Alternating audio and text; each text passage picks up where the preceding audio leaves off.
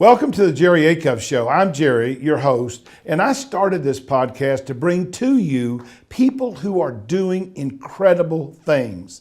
I've always been fascinated by those who have found their greatness, and I'm excited to share the secrets of their success. Let's meet today's guest. Welcome to the Jerry Acuff Show, and I am excited today to have Louis Day on our show as a guest. And Louis is a longtime friend of mine and a sales leader extraordinaire, and now a published author.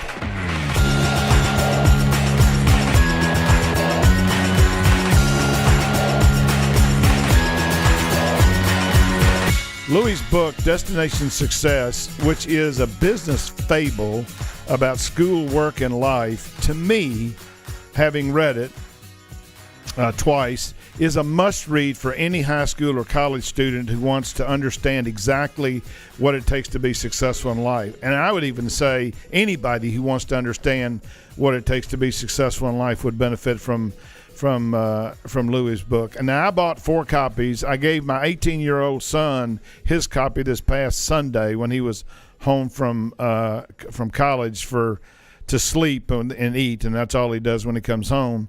And I can't wait to hear his thoughts. So welcome, Louis Day, to the Jerry Acuff Show. Thank you very much, Jerry. It is a pleasure to be here. So, Louis, when and where did you get the inspiration to write this book? Well, Jerry, as you know, a life in sales leadership means you're on the road quite a bit. So you have quite a bit of time in hotel rooms. And, about 3 or 4 things happened at the same time. One, I did have that time on my hands, late evenings in hotel rooms, and I was writing a lot of notes at the time, thinking that, wow, if something ever happened to me, I wish my son knew this, or I wish one of my 3 daughters knew this. And when I started putting a lot of that on paper, I told a couple of my mentors that I was doing this, and one of them said to me, be very careful, because if you have one on your hard drive and one in notes in a book, God forbid something happens one day, people may not know where to find it. So really do a good job of organizing those thoughts and putting them together somewhere where people can find it. And I was always so inspired by the business fables of the legendary writers like Ken Blanchard or Patrick Lencioni that I thought, wow, could I put all these thoughts and ideas for my own kids into a story? And actually the story involves my 2 oldest daughters. So I just made up a story that would tell a lot of these life lessons. So basically these life lessons are what you wanted your children to know. Yeah, that's how it started. And then my wife is obviously very extremely encouraging and supportive of everything. And she said, you've been a sports coach most of your life and a coach as a sales leader. There may be some other people who could benefit from that too. And then the idea of the book just grew and grew and grew. And I said, through great advice from my mentors, you being one of them, was maybe I can get this thing published. Well, I would say you got it published, and it is a terrific book. Early on in your book, you talk about mindset and how critical mindset is. Talk about that a little bit. Jerry, it's funny because it's scattered throughout the book, and when somebody asked me about mindset, I'd actually jump way towards the end of the book, around chapter 6. I tell a story about how I was coming home from school one day when I was 12 years old back in 1980, and I was goofing off with some friends. We were playing some games. Then I separated from them, and I got down the street, and I could see some cars in my driveway. And as I'm walking up this street, I loved having company, so I was actually kind of excited about that. But everything changed when I walked in the door that day, Jerry. It was a tragic day in our family's history. And, I looked around the room, and there was a parish priest, and there was family friends, and my mom and my sisters. And they had to tell me that my dad had dropped dead on his lunch hour on the streets of Philadelphia of a massive MI. And when we talk about mindset, I think this is the best example of it. My mom was very strong in her teaching to me of, life can be wonderful and it can be extremely challenging, and you have to deal with it however it comes. So you have 2 choices here in this type of a tragedy. You can make a decision to to say, why me? Or you can make a decision of, you know what, life is very valuable, and I'm going to take each day with the passion and make the most of each and every day, give 100% with a great attitude and a strong work ethic. And there was absolutely no way, Jerry, I was going to lay down with a why me, everything bad happens to me type attitude. Well, you know, Kevin Elko, who coaches, motivates the Crimson Tide and the Philadelphia Eagles, which are close to your heart, is a friend of mine. And one of the things he says is you're either a victim or a victor. And I love that. You know, one of the quotes that you had, and I'm going to read this from page 8 because, honest to God, you know, this ought to be in everybody's book of great quotes. If you are always distracted by searching for the next opportunity or finding fault with the current one, you will not fully develop or fully assimilate into the life opportunity. I mean, that is a brilliant combination of words. Well, thank you very much. And it's something, Jerry, that I was always worried about. You know, I would get into these positions, these wonderful opportunities that companies would give me, and then I was always looking for the next promotion. And sometimes you wouldn't get into the community that you were living in. You wouldn't get into the depth of the job that you possibly could. You were really looking for, how can I make my mark and move on?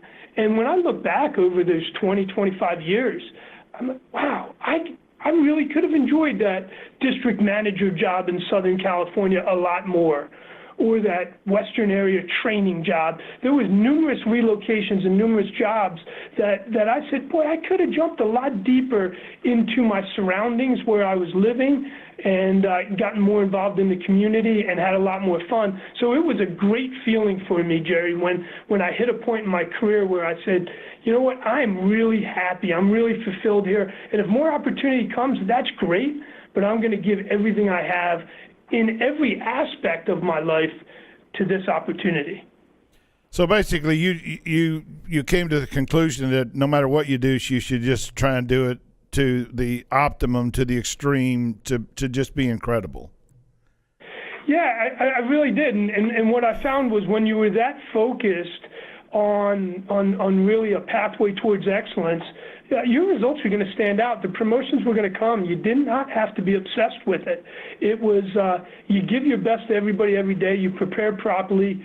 You work hard. You know, you have kind of a grit-like attitude. People notice it, and they want you in bigger and better jobs, and the promotions follow. And you know, you also, my opinion there is you can't just get wrapped up in that one track. You know, my world revolves around my wife, my 4 kids, and I want to be there for them. And right. if I'm too wrapped up in one thing without that balance, nothing's going to work properly. So it's been a great learning lesson.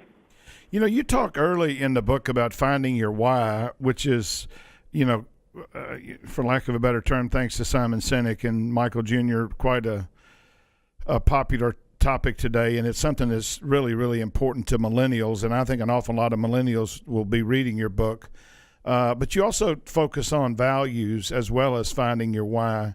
So, well, what made you lead with that early in the book? Well, you know, I think, and you know, you've mentored me over the years and guided me towards a lot of this stuff, which I'm very grateful for. But I think once you have clarity around what you want to do with your life and what you're passionate about and what you'll be fulfilled from, I think that allows you that focus and vision to go after it and achieve it. So I do talk about it in Chapter 1. You only have one chance to make a first impression. There is a big activity on finding your why. And I talk a lot about there's nothing worse than wasted potential. A great quote from the 1993 movie A Bronx Tale. It was a lot of fun.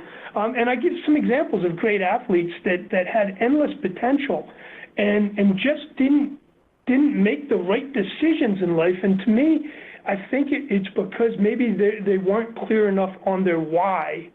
And I come back to it in depth in Chapter 4, which is called Finding Your Purpose. And we really build on an exercise we did in Chapter 1 to establish your purpose. And I write in there that an important virtue when you're establishing your purpose is courage. Because other people who don't spend the time and don't put the effort into doing these important life lessons, they'll criticize you because they may be jealous of you, or they may think it's corny or something like that. But finding your why and setting your vision and doing all the prep work to achieve your goals is so important. You can't get distracted by other people. You have to have the courage to move forward and achieve your own greatness. Well, I loved your process of finding your purpose. In fact, one of the things that I really loved about your book was the exercises that you put in the book that sort of force people to think through things in ways that most books don't do. And I've written 4 books, and mine don't have that many exercises in it. I mean, my virtual training does, but my books don't. And I love the way you sprinkle into so many of those concepts, exercises that would help illuminate for somebody what their purpose was. Kevin Elko, who I mentioned before, one of the things he says is the 2 most important days in your life are the day that you were born and the day that you learned why you were born. That's great. And but it does speak to understanding your purpose. But let me ask you this. I mean, I'm almost 100. And actually, just 69. But I think over time, with wisdom and experience, it's possible that your purpose actually changes. Is it not? Jerry, I agree 100%. I think an enormous amount has changed for me over the years throughout my career. With the addition of 4 beautiful kids, I think things changed almost after each kid. Right. I think that I tell a little story in the book. If you asked me when I was 21 years old what winning in business would look like, I would have said making as much money as possible. It was as simple as that. And now what consists of a great business leader in my eyes is very, very different. It's the person, yes, you achieve the goals that you and your corporation set and you stay focused on it, but do you do it with humility? And do you do it with people wanting to follow you? Do you do it with the passion and enthusiasm that endears people to you? And then when all those people come to you, do you take the time to mentor them and give back from all the valuable lessons that people have taught me over the years? Do I do that? And that's what winning in business is nowadays. It's so much more a people thing than an individual thing. I talked a little bit before about the exercises in your book, Destination Success, which to me makes the book more than a book. It's actually a system. I mean, if you think about it, it's a system for learning about the fundamentals of success. So where did you get that brilliant idea to include these exercises throughout your book to sort of cement the concepts and really force the reader who really wants to be successful to think? Well, I kind of look at it as a little bit of luck and a lot of learning over the years that brought me here. One, I spent a lot of time in training and development prior to sales leadership, and I have a real passion for that, so I'm a big believer in it. 2, even with my own children, instead of just saying to them, you should really work on finding your why, I'll always try and explain a pathway to do it. Or, one thing we've learned from your book, Relationship Edge, is the importance of building a network. So I put in there, these are some good ideas on how to build a network. Now go try this. Mainly and selfishly, because I hope someday my kids will read it and study it and try and do these things. And maybe some of these skills will give them advantages in life. Whether it's around enhancing their faith or establishing their purpose, critical things that you've taught, setting goals and building a network. I don't think you can be good enough at it no matter what age you are. Well, I've known you for a long time, and I think I would describe you as the quintessential servant leader. And I loved your focus on the concept of pride and ego. Tell us about that. Well, it's kind of funny, and I talk about an exchange with my focus group, which the business fable talks about, my constant interaction with the focus group, and the focus group, instead of some business stuffed suit type group of people, I decided to have a focus group of an 18 and a 16-year-old, kind of modeled a little bit off of my daughters, my two oldest daughters. And one of the things, the exchanges with them hits a little close to home, and we're talking about the importance of humility, and the opposite of humility is pride, or being prideful. And the more I researched it, the more I almost get a little embarrassed about writing it, because as it is absolutely my goal to lead with humility and to be a servant leader, I think one of the hardest traits to break is pride. And you know, we talk in the book a little. Do I have shortcomings? Do I have weaknesses? And I say, unfortunately, I do. And that's why I think when you look at the exercises of learning with humility, they're so important for everybody. Heck, I wrote the activity up, and it's critical to me. Because right now, it's important to me what my position is at the company, or what my car I'm driving, or, you know, did I come dressed properly to this event? And all that stuff is so insignificant in the grand scheme of things that I think it's so important for me to improve and get better and live with a lot more humility. You know, you say on page 48, human nature, our overly competitive world, and our current me environment make it much easier to let your ego take over than it is to consistently behave in a humble way. That took me back to my college days, where the only paper that I ever wrote in college and got an A on was a paper about Dostoevsky's Crime and Punishment and Brothers Karamazov. And what I came to the conclusion after reading the Cliff Notes, because I wasn't smart enough to read the books, was that there was a quote in there which I've never forgotten, and it said, because what happened is all of the characters in his books who were filled with pride and arrogance, all of them failed. And the people who succeeded were the people who had humility. And one of the quotes that somebody, you know, wrote about his book said, "There's no greater force in humanity than that of the egotist let loose in the metaphysical ecstasy of pride." And I just think that's a fabulous, you know, quote about how important it is to be humble. Now, on page 49, you say, and I love this definition, I don't know where you got it, humility is not thinking less of yourself, it's thinking of yourself less. Now, I wrote underneath that great quote. That one and the other one ought to be in every, you know, great quote book ever. How'd you come up with that? You know, that quote comes off of literally, I was looking up great quotes, and it was an anonymous quote I found on the internet. I wish I knew who said it, but to your point, I absolutely loved it, and it's something that I not only want to do a better job emulating myself, but also anybody that I can influence. I want to do that. You're right. I did talk in several parts of the book about it's tough in our current culture and in our current environment, because we do live in a me society filled with selfies and Facebook and Instagram. And watching even my kids grow up with that is very challenging for me. I'm not a big fan of Facebook or Instagram unless it's, you know, there's some wonderful uses for it if you want to keep people connected on pictures of your family and stuff. But when it becomes a showboat for look at what wonderful weekends I have and how cool I am, it's really detrimental. And young people, it hits home on very, very hard, because they look at it as, why wasn't I invited to that event?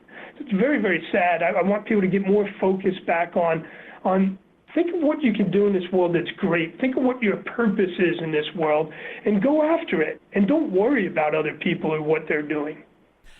You know, at the end of the book, you talk about giving back, and you mentioned that before and how important that is. Is that harder today or easier today for young people to grasp in your experience? I think it's harder. I talk to a lot of young executives and all the way over to a lot of high school and college students as well, trying to help them out on different topics. And I think there's so much pressure on young executives to, students getting ready to graduate in this world that they have a very challenging time focusing on anything other than how am I going to make it? How am I going to make my parents proud? How am I going to achieve my goals? And the world is so hyper competitive now. I laugh all the time saying to my second oldest child who's applying to colleges right now, well, I couldn't have gotten in any of the colleges you're applying to, including my alma mater, which you're applying to. So relax. I did okay in this world. We don't all have to be 4.0 students with handling everything perfect in life, because what you find is nobody handles everything perfect in life. So take it easy, learn from it, and there's a lot in the book, Jer, that talks about if we did everything perfect, this would be great. And these are all wonderful lessons we need to learn. You got to be a better listener. You got to be more patient. But the truth is, I want everybody to know who reads the book, nobody is like that. This is an aspirational book. And if you follow a lot of this stuff, like chapter 3, nothing good happens after 10 p.m., maybe it gives you a little bit better chance of staying out of some preventable trouble. And my kids all laugh at me and say, Dad, 10 p.m., really? And I'm like, listen, the saying's 12 midnight. Some people say 2 in the morning. I actually look at business events, Jerry, as what productive thing happens after 10 p.m.? Nothing good happens after 10 p.m. So go back to your room, read a book, do a little email if you need to, or just get a good night's sleep. It's all a lot safer in the long run. Albert Schweitzer said one time, I don't know what and I'm paraphrasing, but he said, I don't know what your final lot will be, but I know this, you will never find happiness until you learn to serve. And that's to me your concept of giving back. Ordinarily when I finish these podcasts, I go over some things that people have talked about, and I'm going to go over 3 or 4 things here that you've talked about, because I mean this is a book that I think every high school, junior, senior, college student, anybody who wants to be successful should read, and it is to me of the same quality as the Blanchard book and the Lencioni book. But one of the things I loved about what you said is you didn't waste your time. I mean, you got all this time on a plane, you can read a book, or you got this time in a hotel, and you're actually taking notes, and you captured the things that you wanted your children to know about success. I think that's a powerful concept. I mean, I spend a lot of time telling my children what I want them to know, and a lot of what I want them to know are captured in my books, but I don't think I've taken it to the level that you have. You were inspired by others, and I think that's a really important thing. I mean, I read a long time ago that you'll be the same person 5 years from today that you are today, with the exception of 2 things: the people you meet and the books you read. And the people you meet can have a dramatic impact on your life if you'll let them. And if you'll pursue them. I mean, I got an email from or a LinkedIn message from someone I didn't know about a month ago, and she was had been in sales 6 years, for medical sales, not pharma sales, but wanted to get into pharma. And she had researched me and said, "Hey, you're a guru. Can you help me find a job?" And she said, "But I have to tell you that I have a disability." And her disability was she has a mild case of cerebral palsy, and she walks a little funny. Now, in spite of all that, she became Miss Iowa in 2008. And she's the only person with disabilities to ever become Miss Iowa, and she's got a book, et cetera, et cetera. But yet she was having trouble finding a job. And so anyway, I helped her, and within a month she had found her a job with a pharmaceutical company, and I know she'll be, a rock star. But I was inspired by her story. But what was fascinating, is that she looked at her disability as a weakness, and I said, I think you should look at it as a strength. And because I think most people that would look at you and see what you've accomplished and say, wow, that's inspirational to me. And so I think allowing ourselves to be inspired by others is powerful. And then the last thing, I love your concept about, how do you balance pride? How do you make sure that pride isn't destructive to you? I really appreciate you being a guest, Louis, on our show. This is a must-read book. I mean, in my mind, for anybody who wants to be a success, and especially, I don't know, I want to give this to my coaches that I mentor, and I want them to give it to every single one of their athletes, because this is a recipe. It's a system for success. And the thing that makes it so powerful is how you've orchestrated this with these activities that actually, if I want to be successful and I go through those activities, there's zero question in my mind that people will be far more successful than they would be if they didn't have access to this book. So thank you for being a wonderful friend, and thank you for writing a book that every damn body ought to read. And so with that, I'll say, Louis Day, I don't have to tell you this because you are, but everybody else, be incredible. Thank you for tuning in today. I hope you enjoyed today's show, where we met yet another incredible person. As a thank you for listening, I want to extend a special offer. I want to give you 50% off of Jerry Acuff VT, because I want to help you be incredible. Head over to jerryacuffvt.com and use the code JAVT50 off at the checkout and accelerate your path to finding your greatness.